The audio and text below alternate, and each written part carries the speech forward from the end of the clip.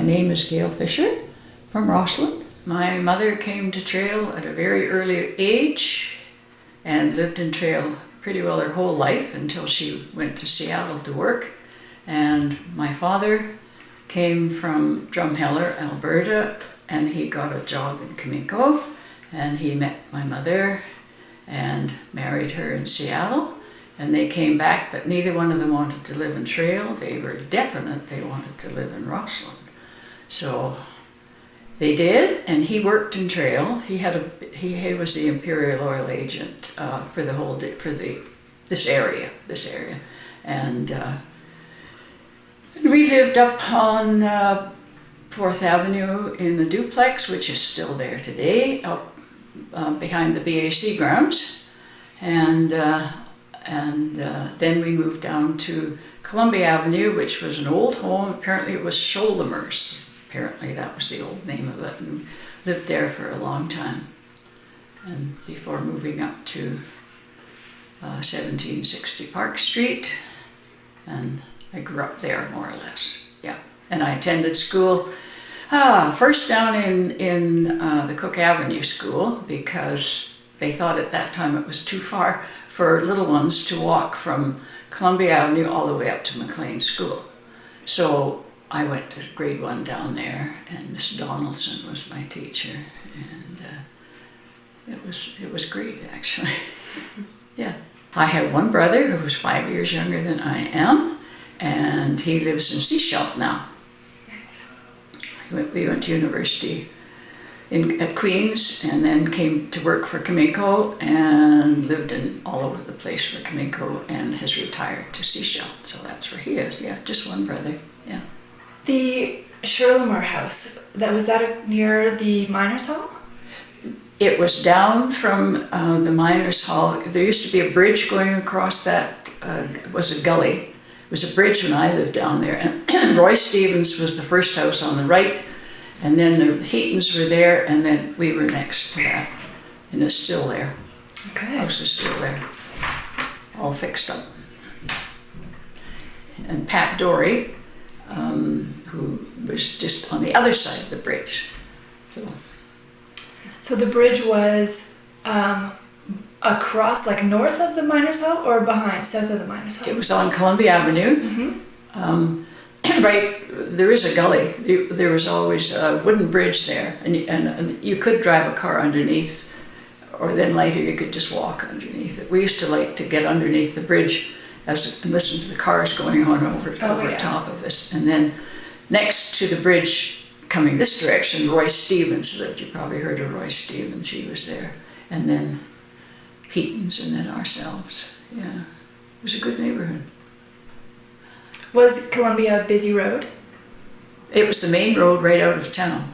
Yes, it was the main road right out of town. Remember, my mother worked in an office in Seattle, and her boss was in Grand Forks, and he thought, oh, gee, she looked at a map, and it was only like this far, straight line from Grand Forks to Rossland. Well, I'll just go and see these. So he was practically a blithering idiot by the time he arrived, because he had to go over the summits, all the way up, all the way down, all the way up, all the way down.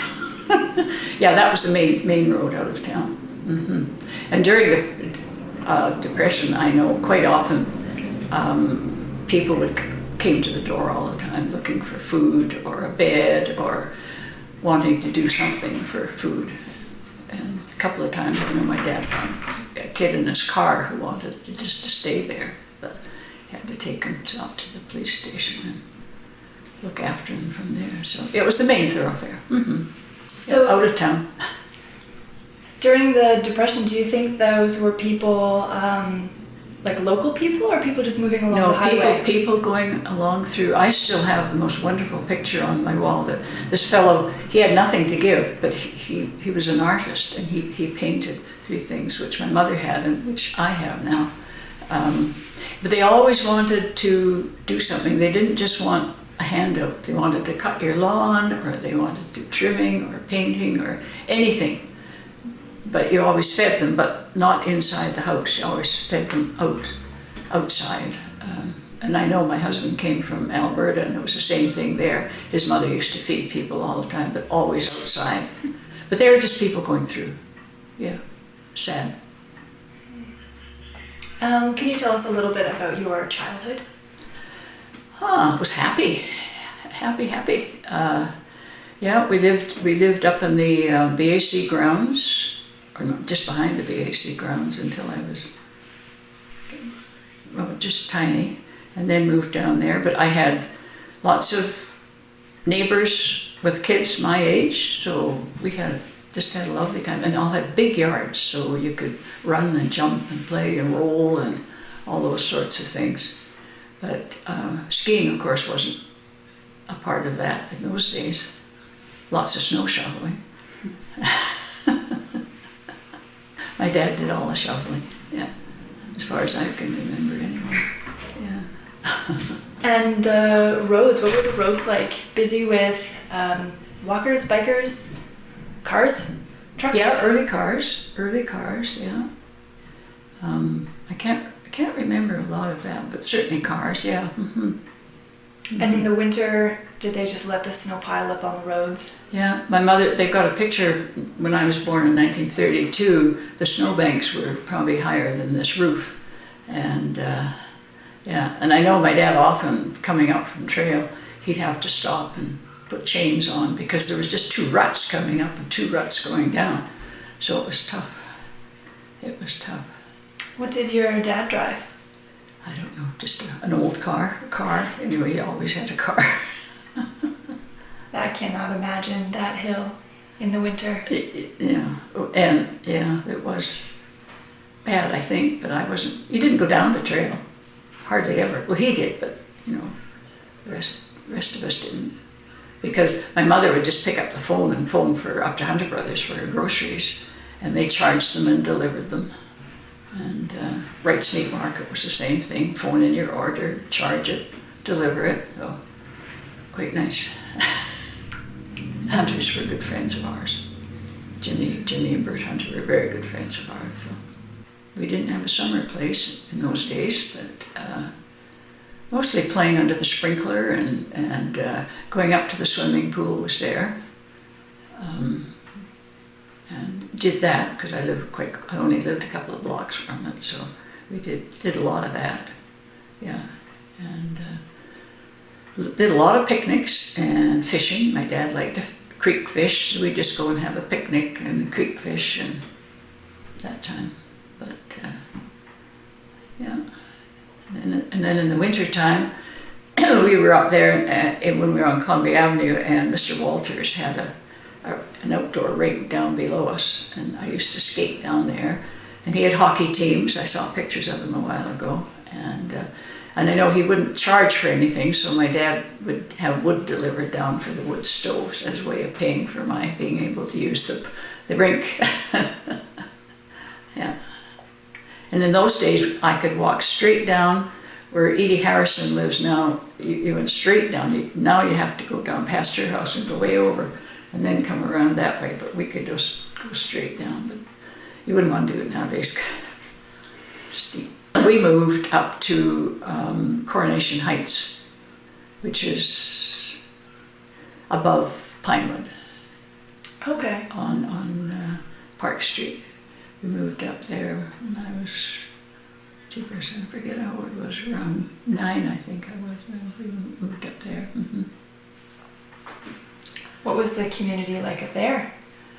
Great. It was great. They were all new houses, and Park Street is still very, very steep with a corner at the bottom, but there were no houses in Pinewood. So we used to have the most wonderful sleigh ride parties in the wintertime because no car could come up, of course, and you could never make it up there, and we would just watch, and then we could just go down and try to make the corner, which usually ended up straight up the bank and over the other side. And yeah, and it wasn't plowed or sanded like it is now. So I was there, yeah, a lot of years. That was great. And then after after I was married, I ended up living there again because my mom and dad were going to move out and move to Trail, and they were going to sell that house. And at that time, that would be in the 50s, late 50s, there wasn't a house to be had. So we knew somebody else, Stan and I knew somebody else would buy their house, and we would be still stuck in a little tiny house with 2 children. So we bought the house, and I lived in that house a long, long time. Wow. Yeah, until I moved to where I am now. Yeah, back on Columbia. Yeah, perfect place to be. Yeah. Mm-hmm. Oh, it was a good place to grow up. And it's funny, after my husband died, we put his ashes out on Red Mountain. And a friend of mine wrote there, and we were looking to sort of have a look around to see. And the people came down the car next to us, and they said, "Oh, can we help you?" And we just said, "No, we're just looking." And when they backed out, their car was from Texas, excuse me, and Shirley and we helped clear the Red Mountain. When they were building that, we bushwhacked and cut and skied the first year they had skiing out there. But it was sort of funny. That's why my husband came to Rossland to teach, and he was only going to stay long enough till he could be a good enough skier to be on the ski patrol, and then he was going to go to Europe and ski. But then I moved back here because my mother wasn't well, and then I met him, and so he stayed. And the rest is history, as they say. Yeah. Mm-hmm. Mm-hmm. We had a lot of fun bushwhacking out at the start of Red Mountain, and the men, all the business, like my dad put money into it, thinking, he had 2 kids who'd probably want to ski and he'd never see the money again. They all got paid back, they all did. And we used to walk. Often we would walk from Rossland carrying our skis. We'd walk out to the ski hill. I was luckier than most because my dad did have a car and got rides quite often and picked up other people. But we skied out there. I didn't ski competitively, but a lot of other people did. But it was pretty nice. And then the tennis court was just up the street from Park Street, and it had gone to rack and ruin. My dad used to play tennis up there, and he was one of the ones who helped restore it and bring it back, and now it's going all the time. But played a bit of tennis, and then later my grandparents had a place at Balfour, and we ended up going up there for a while in the summertime. So Rossland's a good place to grow up, very good place, because then I went to high school down on Cook Avenue, and enjoyed that very, very much. And then I went away. I went back to Queen's to university for a couple of years, and then I came back here, and then ended up staying because my mom had a fall and needed some help. So that was fine. So here I am, still here. Glad of it. Still a good place to live. Yeah, it still is. It's a great place to live. But when I look back to Hundred Brothers store and Davy's Garage and Albo's and old buildings, sort of fun thinking back. I didn't really bowl, but I think quite a few of my friends did. Yeah. I did a lot of athletics in high school. I played basketball, and I did track, and traveled around a bit doing those sorts of things. And we had a wonderful class in high school, just a marvelous class. And we're still, what few are left of us are still very good friends. It's very nice. Well, I remember when Booty opened his shop on the far side, his first shop, yeah.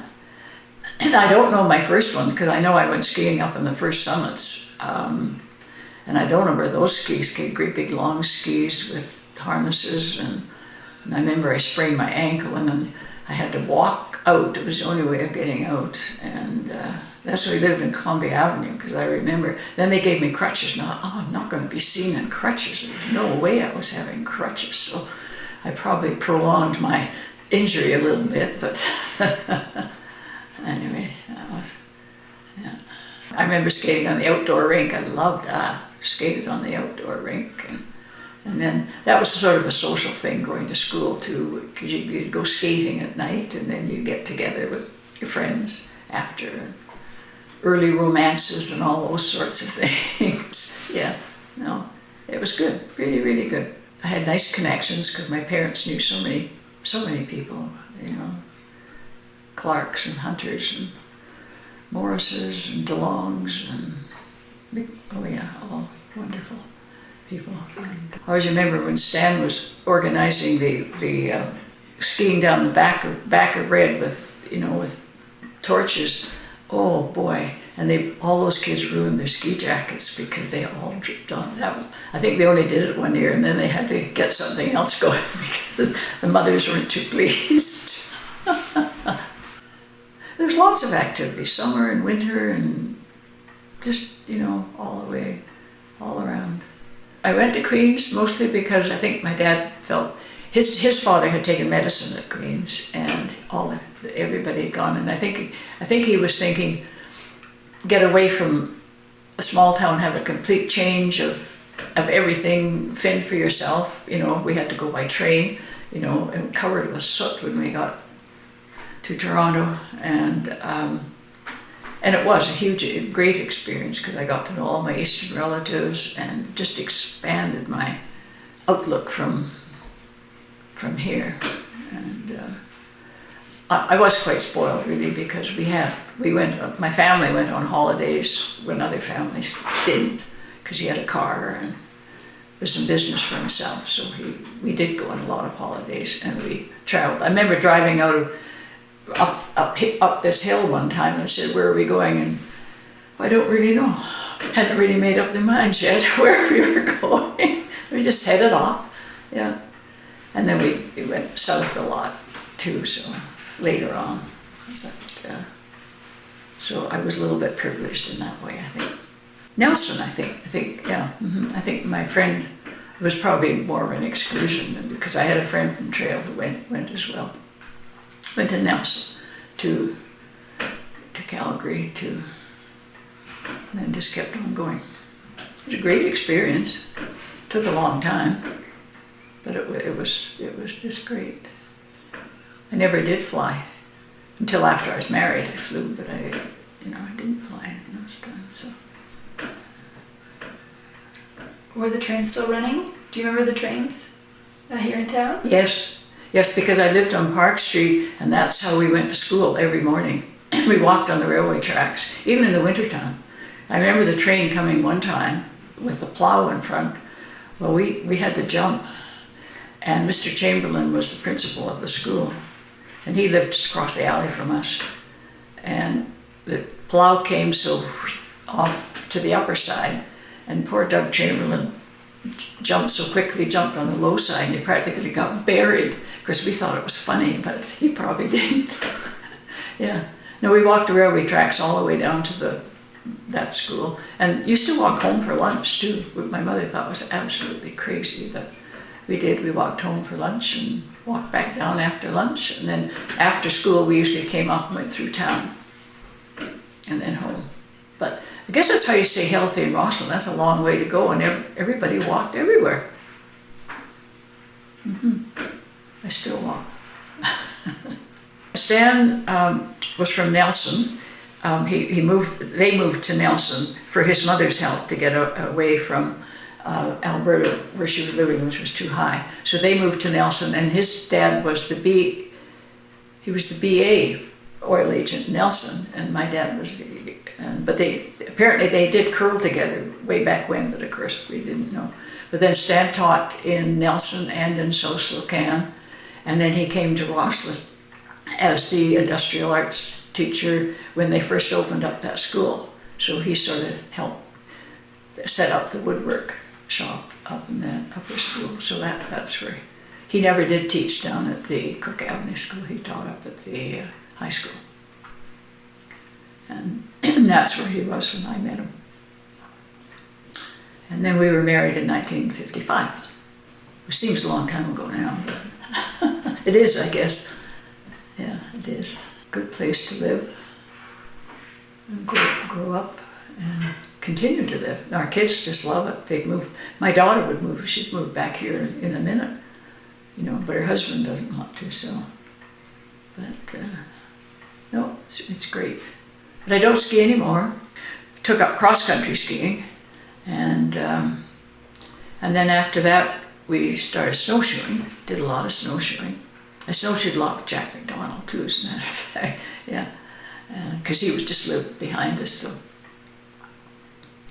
that's the first time I went up Mount Roberts. I went up with Jack, and I remember Stan was at the school, and he was looking out the window because I had my son's bright red jacket, so I tied it around my waist, and I said, at noon I'll wave this jacket. So Stan had his binoculars and he was staring up, and one of the kids came, what are you looking at?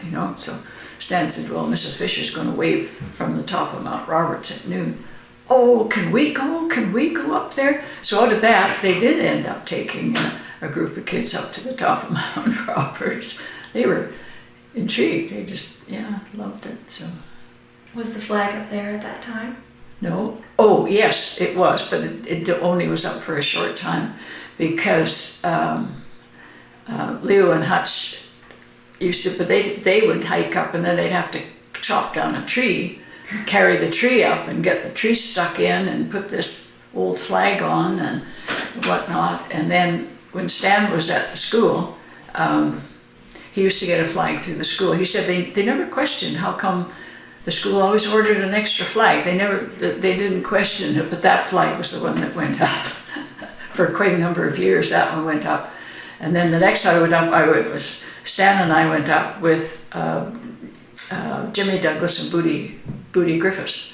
And they carried that plaque that's up there now and Stan took the tools and whatnot to put it on. And I always wondered whether it stayed there or not, but I met a fellow a while ago and he was going up. I said, is it still there? And he said, yes, it is. So he did a good job of putting it on the rock.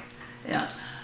Hutch and Leo are both friends of ours too, friends of my parents. So I still watch from where I am, I can put my glasses on and I can see the flag going up.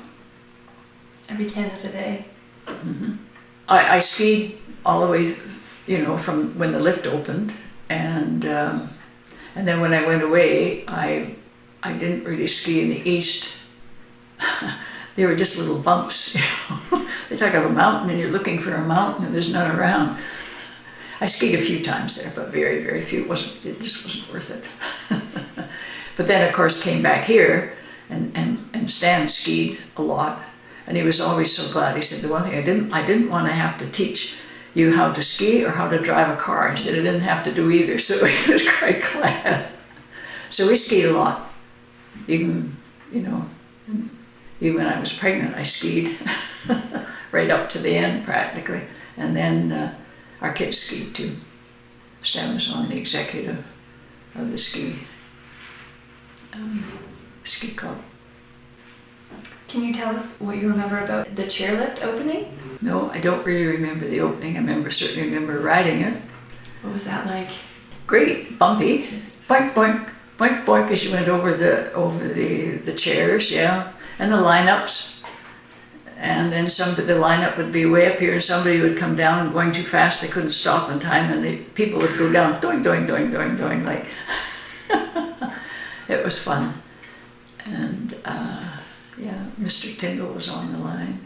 Oh yeah, I looked at the picture a while ago, and in fact I've got an old picture hanging in my hallway, and I'm sure if it was enlarged I'd probably know 90% of the people in that lineup because you knew everybody. Yeah. And after I had my son, John, a whole bunch, we used to go out, he was a skiing housewife, we used to go out every afternoon, and we could park the car right at the front in those days. You'd park your car there and you'd have your child asleep and roll down the window, and then us housewives would just go around, and each time it was one person's turn to go over and check all the cars and make sure nobody was crying or everybody was happy, and then down on the lift. Next time it was somebody else's turn, and did that. And I can remember when my daughter Jane was going to kindergarten, I used to pick her up and we'd go out skiing in the afternoon. And I remember she was so sad when she went to school because she said, "Oh, Mama, who are you going to ski with when I go to school?" You know? I didn't have trouble. Who was in your housewife crew of skiers? Oh, Pam Room, Mary Eyre, Rigmore Miller, Jackie Wilshire. Oh God, endlessly. Yeah, we all, Jane Toms. Yeah, we all did. We all skied all the time. Your life in the wintertime just revolved around the ski hill because you skied on the weekends with your husband, and during midweek we skied just when the weather was nice, not when it was crummy. We skied, and everybody became a good skier because the moguls were there, the valleys were there, and the first time I went I remember going up on the lift with my friend from trail, got off, stood at the top of the cliff and looked down and thought, "Oh my God, oh." So she climbed back up and got on the lift, but I was just too stubborn, and I cross, kick, turn, across, kick, turn, across, kick, turn. I got down eventually. But you did become a good skier. You had to survive on that mountain. Yeah, that was good, really good. But cross country wasn't such a big thing then, or maybe it was just because I didn't do it. I didn't cross country until I was long after I was married. Downhill was more appealing. And our kids, they became, well, all the little kids, they became really good skiers because you had to. It was fun. Did anybody take lessons in your family? Ski lessons? Stan taught skiing for quite a bit. He taught the little kids, and but our kids didn't take skiing because they just learned just going along with us. Yeah. And then of course there's curling in the winter, which I never did. Stan did a little bit of. My dad did. He curled. Because I remember the curling rink down along Spokane. Yes, on Spokane Street. I remember going up there and watching him curl, and Mrs. Stevens, and watching those people curling up there. Yeah. Yeah, I can I remember a lot of the old Main Street, which was really great. And then it changes gradually, so you just, take in the present day and go with it. So, but I've been thinking more of the old stuff, since you called. So, but it's sort of nice. Even the post office when you went in the side, and yes, I remember getting steel edges. That was really terrific. And then the long thongs that came out. I broke my ankle, or my foot actually. I broke my foot because of those. Because when you fell over, they didn't give at all. Nothing released, and so yeah, just gradually went up. Yeah, I remember the old skis, and they measured them way up, and they had points on the end, and just improved. I remember buying a pair of skis from Booty. I had my old ski. Oh my God, I said, "Where'd you get these? Whoever sold these?" I said, "You did." Oh, okay. But the ski equipment is terrific now. I know it is. I don't ski anymore. I got rid of my downhill skis. Both of us did, and then I got rid of my cross-country skis too. So I still have snowshoes, and I could do that, I guess, if I was a little more ambitious. Granite just sort of was really getting going afterwards, but we just skied the face of red all the time. And at night skiing, you could go up to 10. I had a babysitter who came every Wednesday night, and both Stan and I would go and we'd night ski.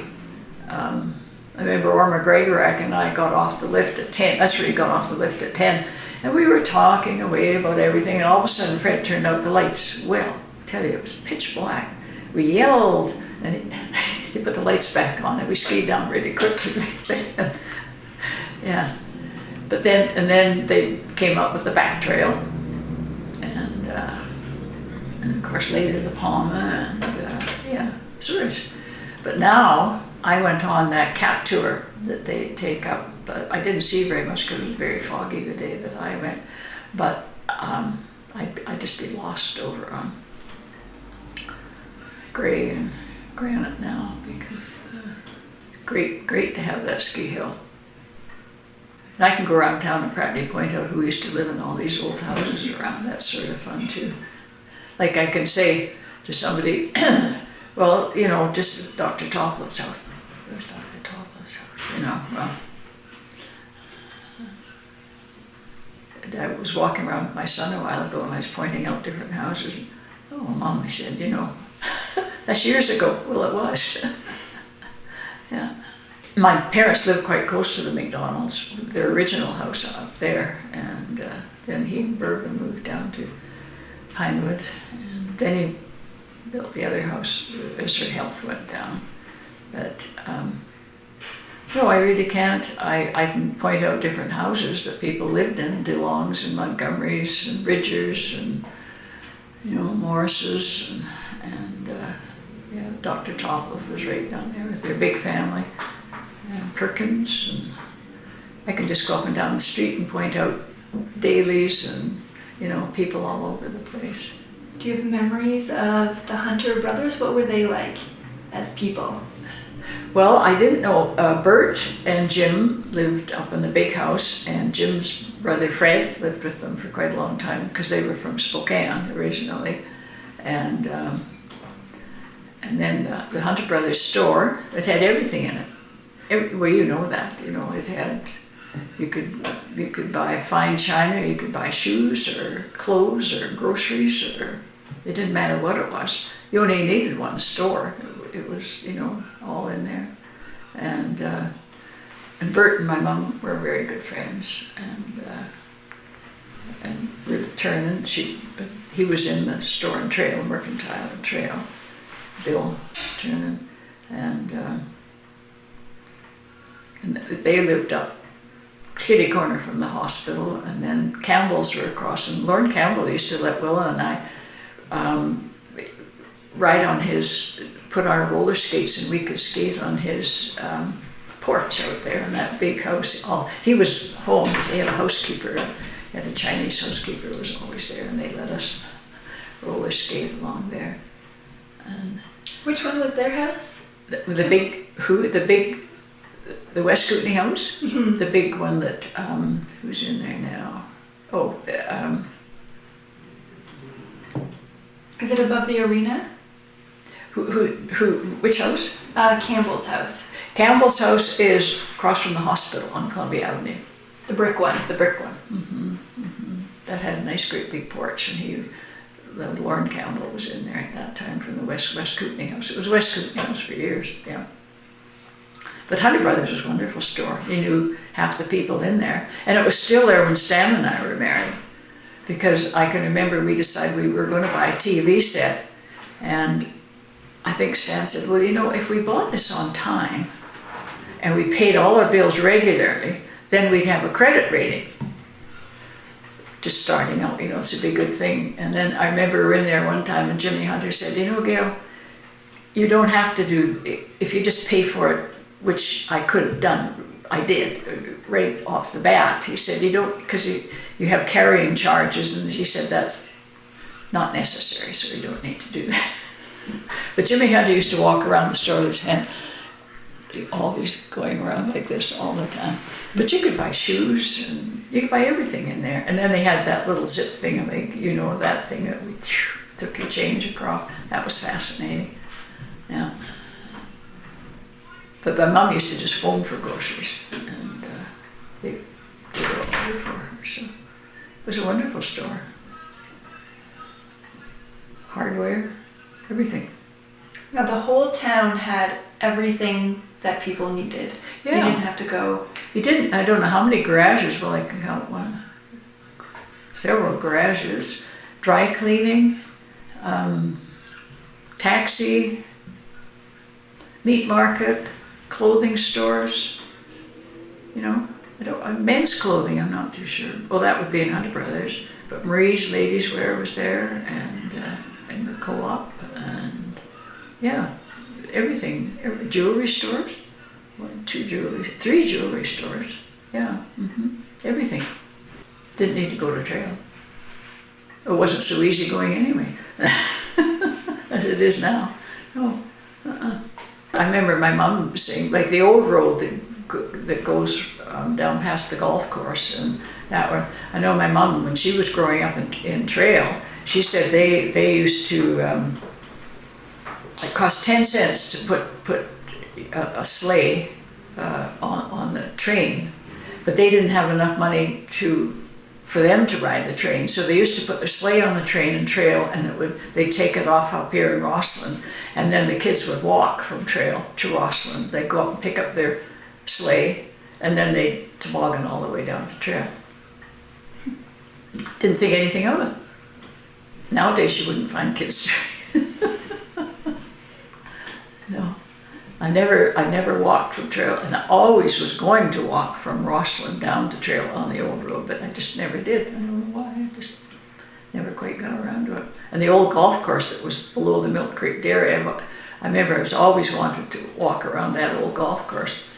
And went by there the other day, and I thought, well, I guess it's too late now, because you can hardly tell it was a golf course. And that's where my mom and dad met, as a matter of fact. So.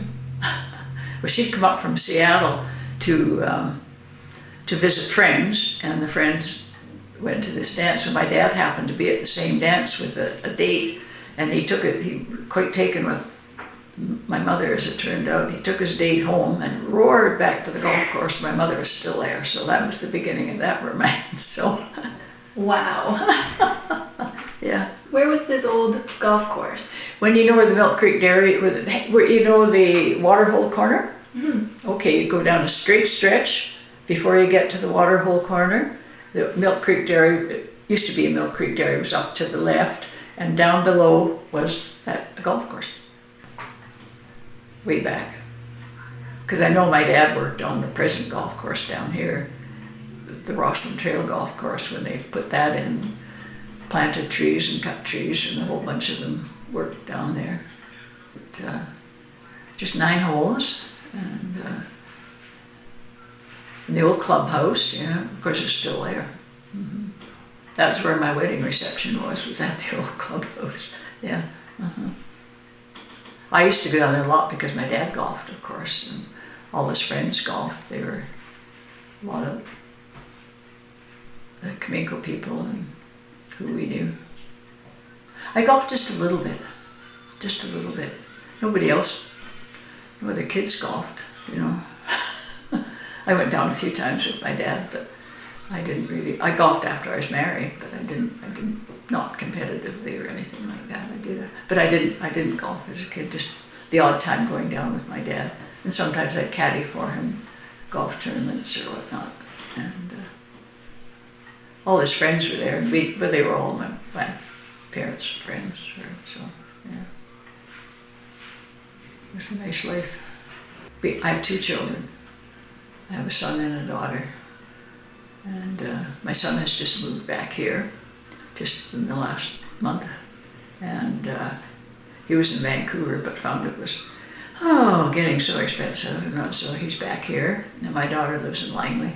At the moment, she's at Christina Lake in my place that Jack McDonald left us. Jack and Berva had a place at Christina, and then he left it to Stan and I, and he died. So. Which is very nice of him. He was a nice man. Way back when, you took the Cascades when that was the only road that was there, but once this one was put in, of course, that we all went that way. But I know I've got pictures, my parents have got pictures of us being out of Christine with the turn-ins, and rented a place, I think it's still there as a matter of fact. My mother used to go spend a good part of the summer out there, and my dad would go out on weekends. All the men did. They would go out on weekends, and a lot of women, not a lot, but quite a lot of women and children would go out there for the summer. And just down more or less at the south end of the lake, yeah. And then when Jack and Berva built their place, it's up further up the lake, but it's on the road, which is very nice. Do you remember the World Cup when it was here, when Nancy Green won? Yeah. Did that take over the whole town? It certainly did. It certainly took over. That was one parade you watched. You watched everything. Of course, we'd known Nancy all the way along because Stan was the high school ski sponsor, and Nancy was part of the program, of course, with a lot of other good ones. A lot of other good ones, yeah. So that did take over the whole town. I always remember one of the ski meets, they had to have sponsors, and I remember Stan having taken this ski team down. Where did he take them? I think it was Wenatchee or something rather, and they had to have, a woman had to go along. So my parents offered to look after my two kids, and I went along as the woman, which was sort of nice. I didn't really have to do very much. I just sort of had to be there. But I always remember Nancy split her pants, and I remember putting pins in them all the way up her pants so she could get out and finish. She probably doesn't remember that. But no, he coached the ski team here at the high school for years. He wasn't a ski coach, but he was a skier who was a teacher, so and was willing to do it. So that's how that came about. And our kids both became good skiers. I remember our daughter when she was going to UBC, and she said the bunch were going to go skiing. She said, oh God, she didn't have skis. She didn't have any of her ski clothes. She had nothing. So she borrowed skis. She borrowed some ski pants, borrowed a jacket from somebody else, and she said she looked like an absolute clown. A lot of people sort of looked down their noses at her, but once she got on the ski hill, she was the skier. As anybody who skis on Red Mountain becomes a skier. That was what they always said, and it's quite right. If you could ski Red Mountain, you could ski anywhere. Anywhere. But I didn't find skiing in Ontario very interesting, I must say. It wasn't worth the effort. It has changed. I think it's absolutely wonderful. It's just wonderful. Yeah. How it's just gone along so beautifully, and most interesting people, and lots of children, and it's so active and busy. I just think it's just, way better than it used to be. To me, it is anyway, even though I'm past using all these sorts of things. But anyway, it is. I think it's just absolutely wonderful. Everything about it, from the snow plowing to the people, to the activities, to just everything is just marvelous. I know my neighbor's son is visiting now from Nova Scotia, and I think for 2 pins he'd just love to move back here. And I can see why people want to live here. Summer and winter. There's everything at your back door. Absolutely at your back door. Whether you're a hiker or a swimmer or a picnicker or a fisherman or skier, hockey, it doesn't matter, everything is here. So I think the town is just thriving, and it's marvelous. I just love it. That big rock, that big strength stone that is out here now, where everything sort of went downhill, and I know before there were houses there was water all the time. And so that's what the UBC lady said, that they would have taken that strength stone from down the Columbia, and if you can imagine 150 pounds, carrying it and putting it in a canoe and canoeing it all the way up the Columbia River to trail, carrying it from trail to Rossland, and then they camped right where our house was. And I will bet there's other things under there, but there's houses there now, so that's it. But she said that's where they would have camped there and picked huckleberries and then taken them back. Yeah. And that stone was found in your basement? In the basement was leaking because water always ran down, and after we moved in there, Stan dug down and cleared everything away, and then to waterproof, all around the house, which hadn't been done properly to start with. And it was when he was digging, and this was down there, so he couldn't believe that somebody would have done it. I said, well, probably somebody just driving a cat and pushing they would never be thinking of anything like that. And it was down there. He knew immediately that it wasn't just an ordinary rock, you know, and so he washed it all off. And then, of course, you could see the eyes and the mouth and the handprints, and there was another. What I can't think of her name. When she went down to that house, there was another. The people weren't home on Park Street, and there was another thing that she drew a picture of it, and I mentioned to my son, and he said, you know, we pulled 2 things out of there, but this other one, I would bet is probably still in that yard over there, but I don't. They brought it here. Oh, did they? Okay, that's good. Mm-hmm. Yeah, that's good.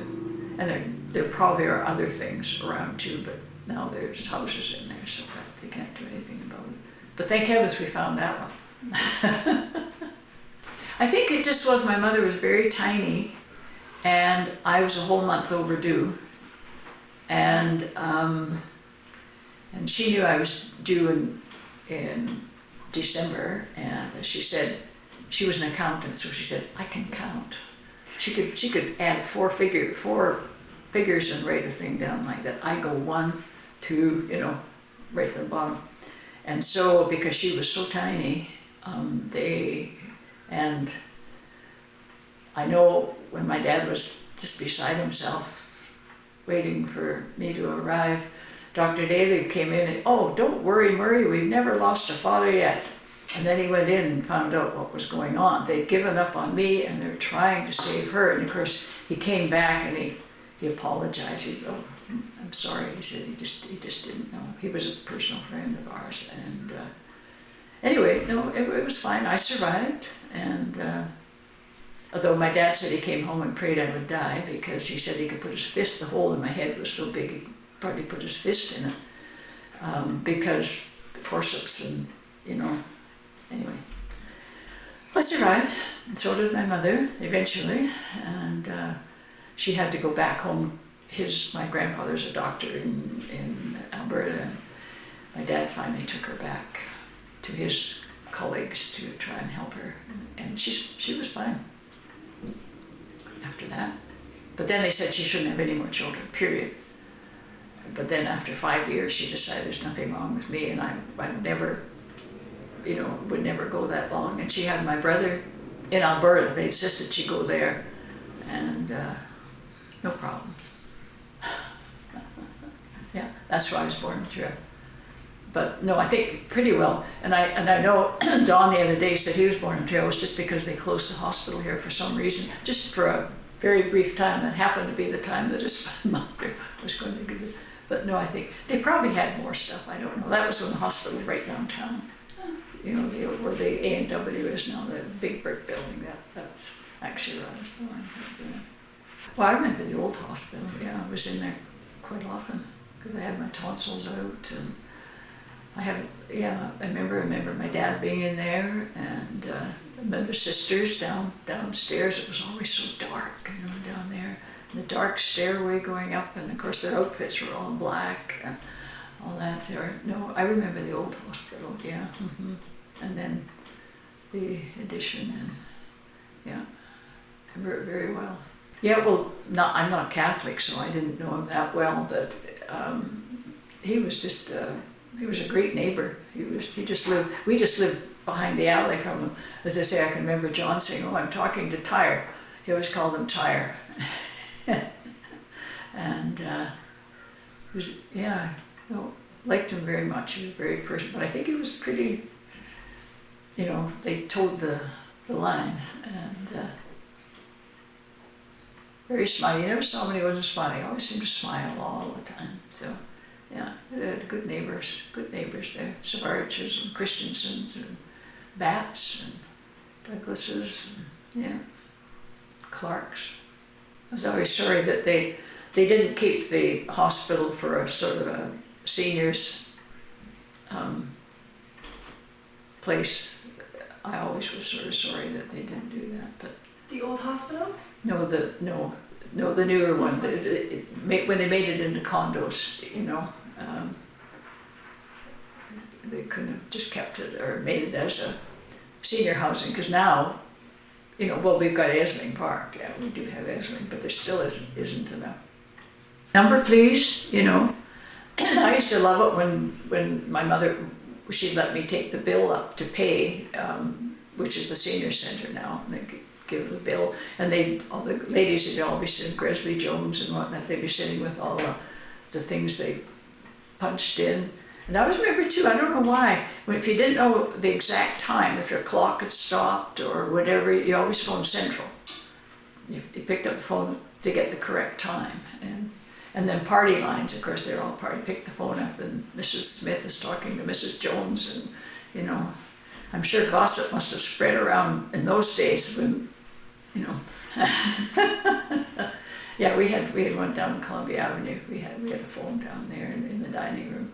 Yeah, and the Shulmans, that was a big house. Tweeds ended up in that house. They had a room at the back where they had a maid.